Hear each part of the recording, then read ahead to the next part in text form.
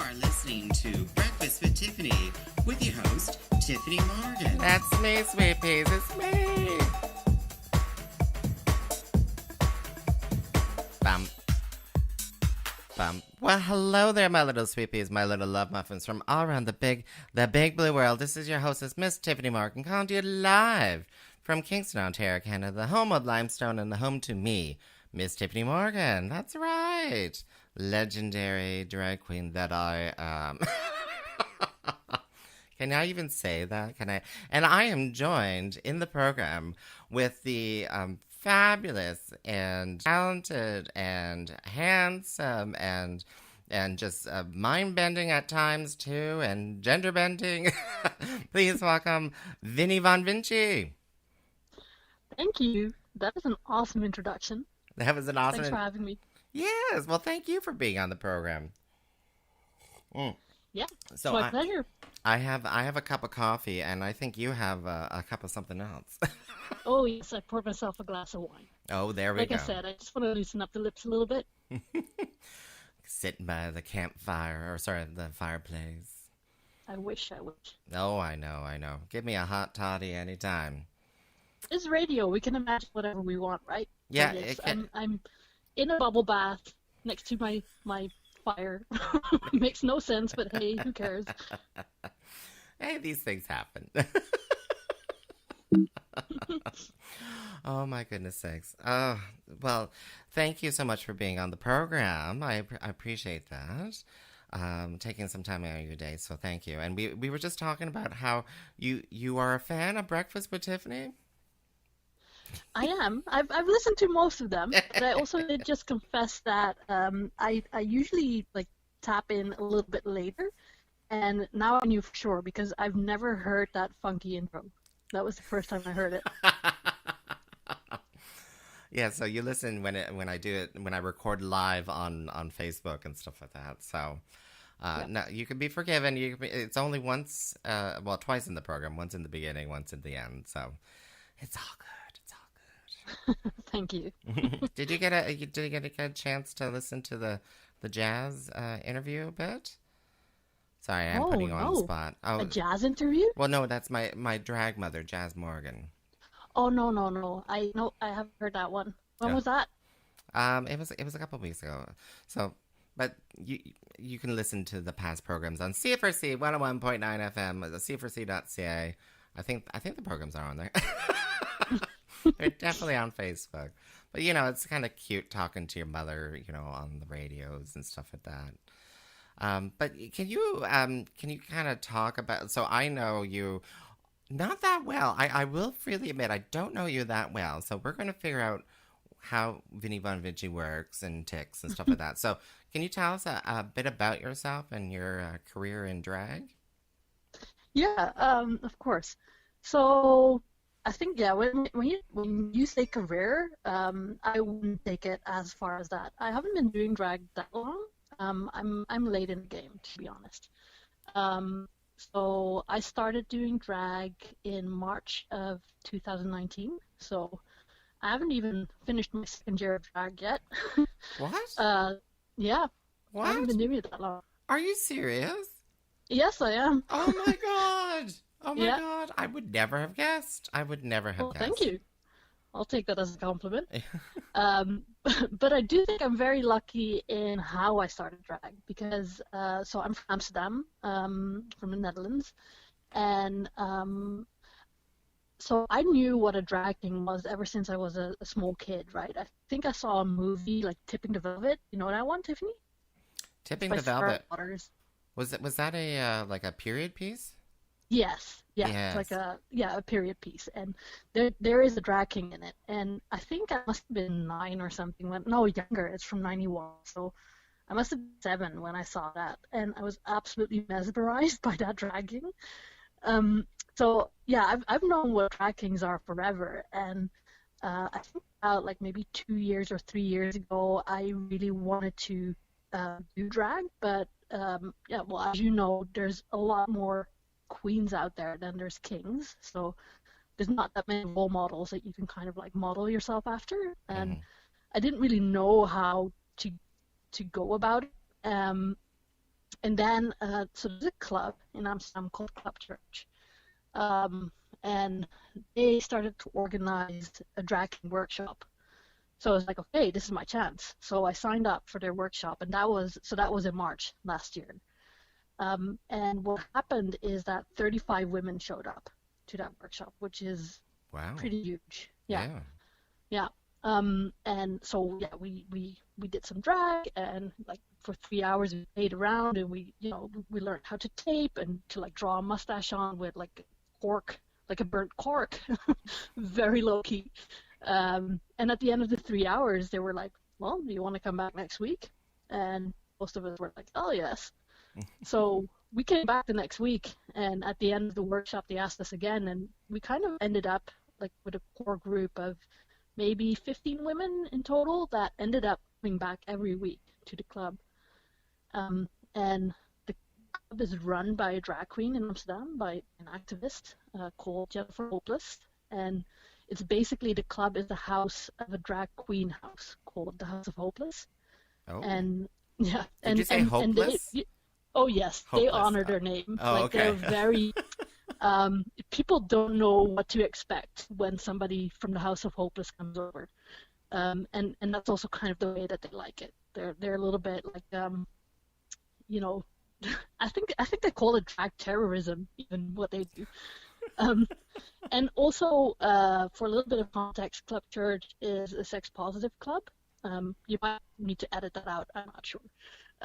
But basically, that also means that it's really so. It's not necessarily about the sex. What they do is they create a community where you can come as you are, and there's no real boundaries of what is accepted and what's not accepted, and that creates this really great atmosphere where all the misfits kind of attracted to that club, and it creates this wonderful community where you are not judged.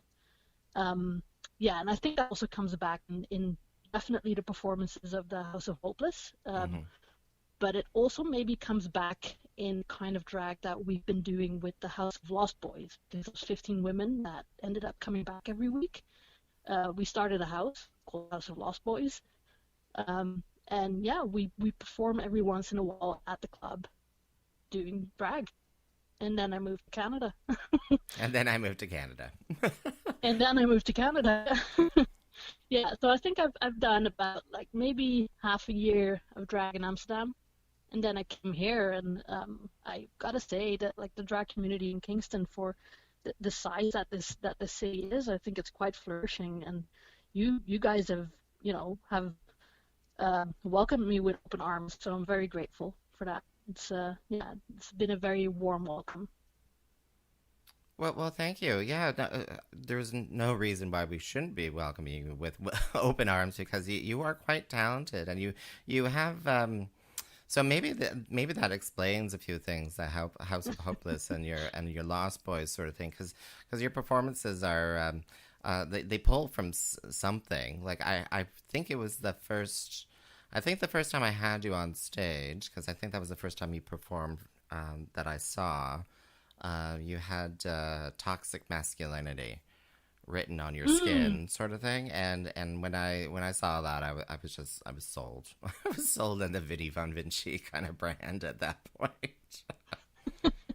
Yeah, I like to rip off my clothes and do reveals, but no, yeah, I think I'm not so sure what it is exactly that I'm drawn to in a specific kind of what Vinnie Von Vinci does, but I do tap into a couple of things where I like to play around with gender, and I like to play around with attraction and revulsion. So there's I like to create a kind of tension in my performances, where you build something with the audience, and I think that's also the biggest difference that I found from performing in Amsterdam and coming to perform in Kingston. So the context that I would perform in Amsterdam is in a club, right? People are dancing, they're doing their own thing, and then at 1:30 a.m., they I'm not even sure they stopped them. Yeah, they stopped the music, or they changed the music, and they put like a spotlight on the stage, and then you perform. So there's 2 or 3 drag performers. They each do one performance, and the party goes on. At That 1:30 also, a.m.? sorry, Wow. yeah, at 1 p.m. Yeah, it's in a nightclub.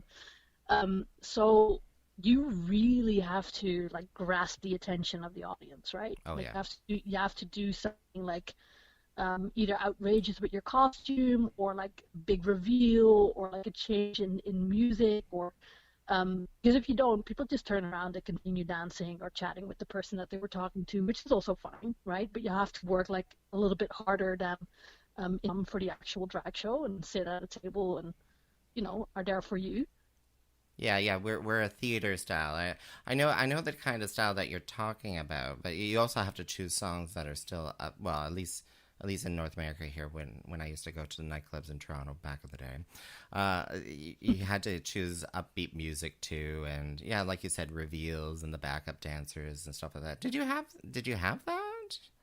Backup dancers? No, absolutely not backup dancers. No backup dancers. But no, yeah, it's just it's a different context. But I do like taking that element with me to Kingston. I like to think of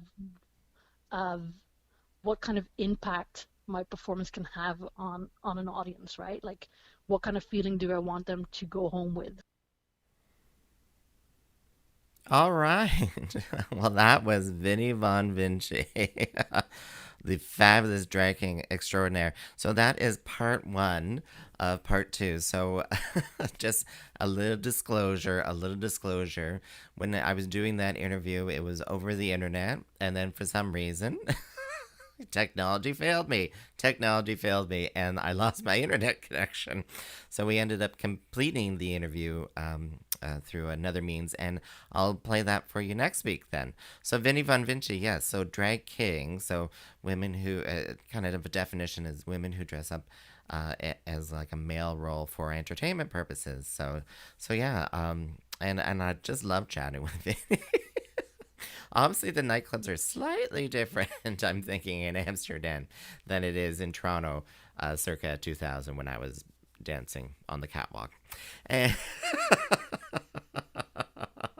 watching the drag shows, dancing on the catwalk, walking the drag shows.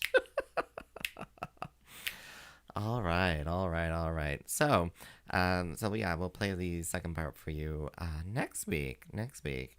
And if you want to find out more information about Vinny, you can just do some searches on Facebook. Vinny is Vinny, and then Bon Vinci, Vonvinci. And yeah, so let me just break into. Uh, let's just break into. Where is my coming events? There we go.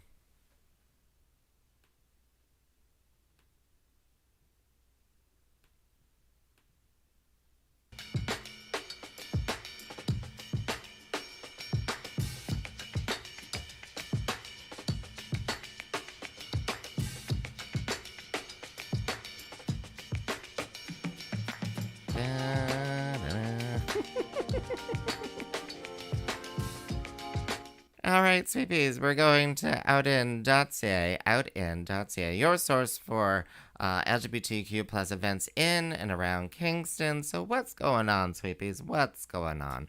Well, you're listening to Breakfast with Tiffany. Breakfast with Tiffany right now. There's Beers for Queers this Saturday, and that's at the that place. Tiernanog, thank you. There is a tea show, Cheap and Cheerful. I wonder who's running that. Maybe it's me. And that's also Saturday. Doors open at 8, show starts at 9, and it goes until the COVID hours of 11 o'clock, and then you gotta get out. But tickets can be bought for tables with your social circle on dragshow.ca. That's dragshow.ca. And, all the social distancing and all the COVID measures are in place. But we're going to have a fabulous show for you. We're going to have Fabian Fabulous. We're going to have Rowena Way, and we're going to have Mimiosa, and we're going to have me. It's going to be great. So Drag King, 3 drag queens. It's going to be great. It's nice in easy prices. Go to dragshow.ca and buy some tickets there. what can I say? I'm I'm shamelessly promoting that. Oh my word. But there's other events coming up as well. So another one, which will be another drag show, but it will be a fundraiser for Rainbow Railroad. Yes, that's right. So I'm gonna push this little. I'm fundraising for Rainbow Railroad.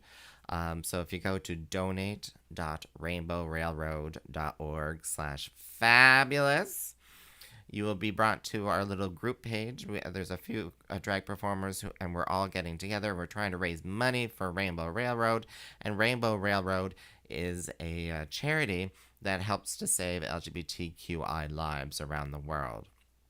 Like getting people out of dangerous situations, like for instance the purge in Chechnya that happened for gay men, and also other places as well. They're focusing right now on a lot of the LGBTQI migrants who are migrating from like South America up into North America. There's a lot of things that they do to help save people. Sometimes it could just be a plane ticket. Sometimes it's a little bit more. But on average, they can save a life. $10,000 will save a life. So they are trying to raise $600,000 to save 60 lives in 60 days. And we're trying to raise for that too. So if you want to donate directly, so that's donate.rainbowrailroad.org/fabulous, or we'll be having some Christmas drag shows that you can buy tickets to, and the proceeds will go to Rainbow Railroad as well. So that's December 11th and 12th. That's some changes, but I'll make announcements next week about it. And also, don't forget, CFRC, you are listening right now to CFRC 101.9 FM, and think about donating to your local radio station because this helps provide programming for your local programming, because goodness no, we need more local programming. Right? And if you feel inclined, you can go to cfrc.ca/donate now. And that's all one word, donate now. And yes, sweet peas, thank you so much for doing that and listening to my rantings, my ravings. All right. Well, I want to kind of talk about now, and we'll get the second part of Vinny next week. And I think that we went on for like another 20 minutes or so afterwards. It was just great chatting. And what I want to kind of talk about is the Transgender Day of Remembrance. So that was last Friday. And the Day of Remembrance, you kind of step back and you remember those who have died because of transphobia or the stigmas and stuff like that for trans people. And I helped out. I helped out technically for a virtual online Transgender Day Remembers, because that's the safe thing to do, right? The safe thing to do is to do it online, broadcast live. So we did that. So that was in collaboration with Trans Family Kingston and with the Education on Queer Issues Project. We broadcasted it from the AMS offices. I think it was the AMS offices in the John Deutsch University Center, or I'm not too sure. Did they change the name on that? Because I'm a little old and I tend to think John Deutsch. Anyway, yeah, so we broadcast that. And it was also through Kingston Pride as well, and that was broadcast live on Kingston Pride. So if you missed that, and if you missed your opportunity to participate in Transgender Day Remembrance, you still can. So just go to the Kingston Pride Facebook page, and you can watch the live broadcast. And there's a segment where we say all the names. There's a project that collects all the different names from all over the world, and they list them in by country in alphabetical order. It's pretty impactful when you hear all the names from around the world. and a lot of them, in some countries you're just surprised about, like, people who were killed or died or whatever. It's really tragic, but it kind of calls to action, right? It calls to action that there needs to be a change. There needs to be a change. Um, Trans people are still people. They are still human beings, and they need to be respected. So yeah, if you want to watch that video, go to the Kingsley Pride Facebook page, and you can watch and participate there.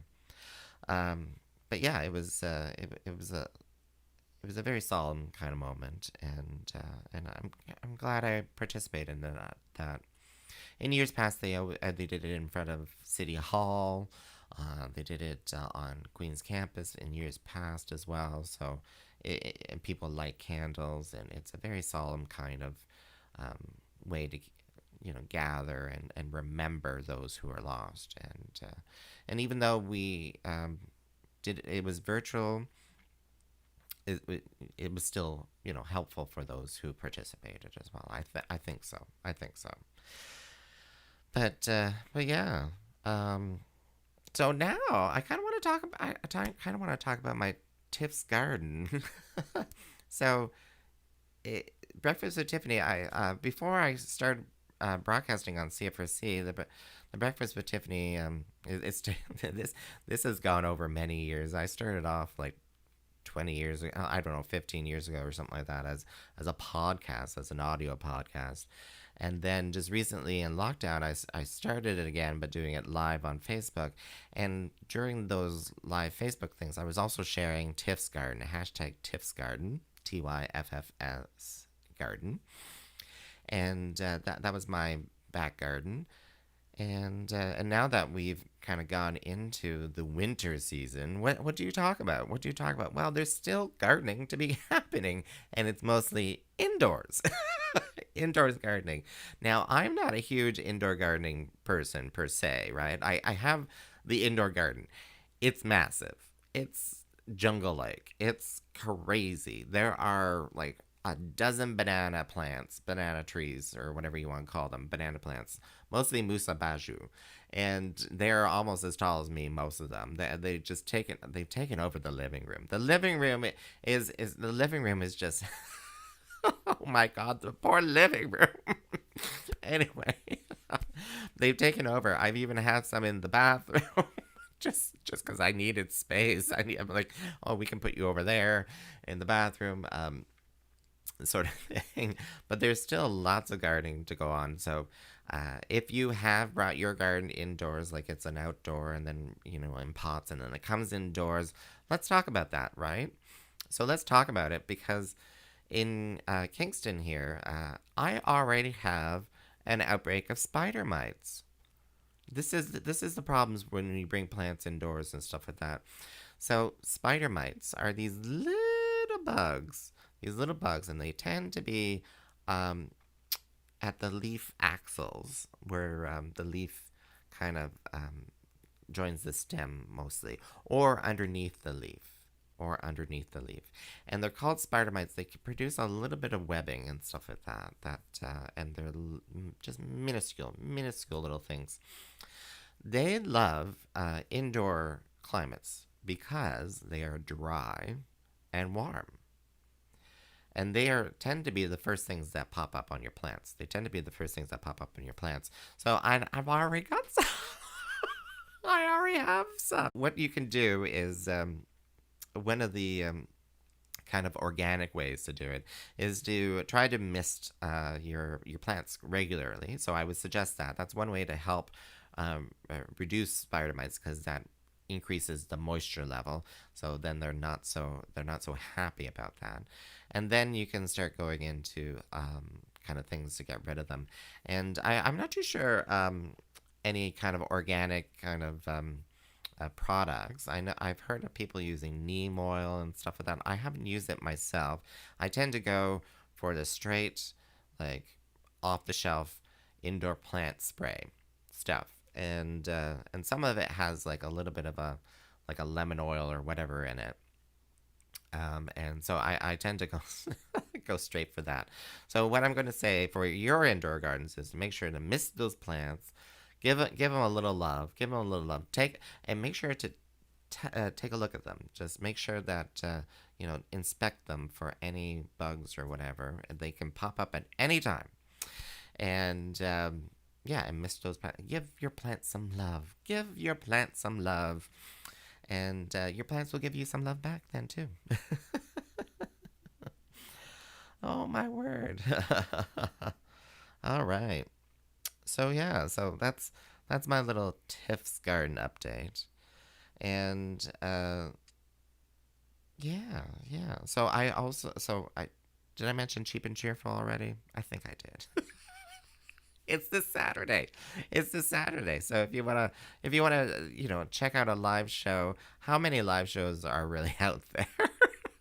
Go to dragshow.ca, buy some tickets. Tables are all social distance. I even have a like I said in the last program, I'm so proud of that divider between the stage, so the performers and the people. I'm just very proud of that, and I'm really looking forward to this because the one change. So we have changed from a green zone here in Kingston to a yellow zone. So what that means is that for special events like this, I'll be collecting all the contact information for everyone who comes through the door, sort of thing. So that's the one difference between the green and the yellow zone. Of course, everyone still has to wear a face mask before they're seated and drinking and having a drink or a libation, whatever you want to call it. So, but I'm really looking forward to this. So I focus so much sometimes on the COVID. Why do I focus on the COVID? Let's not think about it right now. But because it's going to be fabulous performance. I'm going to have, there's Rowena Way's going to be there. Mimiosa, oh my goodness sakes, I can't, it is the Christmas season, and this is kind of Mimiosa's season. All I want for Christmas is you, baby. And Fabian Fabulous, who is a fun drag king I've worked with before, with the Get Real Queens. I used to have events and stuff like that down at the underground Get Real Queens, and that's how I met Fabian Fabulous. So we'll be having Fabian on stage too. So I'm looking forward to that. I'm really looking forward to that. It's gonna be a great time. All right, so Sweet Peas. I don't think I have anything else to say right now. What's going on with you guys? Do you have any plant questions you want to ask me, and then we can talk about it on the program? Is there any kind of queer events that are going on that aren't on out in.ca? First message them and get it on there. And then message me. Feel free to. But yeah, so I want to give you my love. Mwah. You stay safe now.